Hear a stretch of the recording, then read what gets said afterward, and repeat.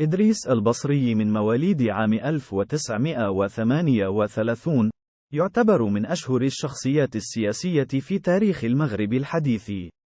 مشواره المهني بدأ بالتحاقه بسلك الشرطة، حيث تدرج في مناصب عدة، من بينها عميد ممتاز وكاتب الدولة في الداخلية، قبل أن يعين في أواخر سبعينيات القرن الماضي وزيرا للداخلية، وهو المنصب الذي ظل فيه لما يقارب 3 عقود.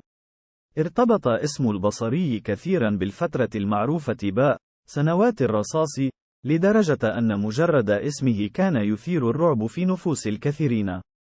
ولكن سرعان ما اندحر نفوذه وسلطته وأبعد عن دائرة الأضواء بعد وفاة الملك الحسن الثاني.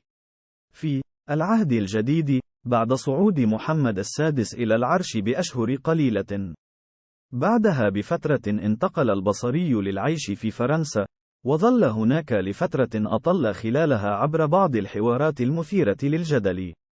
قضى البصري آخر سنوات حياته في فرنسا، إلى أن توفي في 27 من شهر أغسطس عام 2007 في إحدى المستشفيات في باريس، بعد صراع مع المرض، وتم نقل جثمانه إلى المغرب، حيث جرى دفنه في مقبرة الشهداء بالرباط.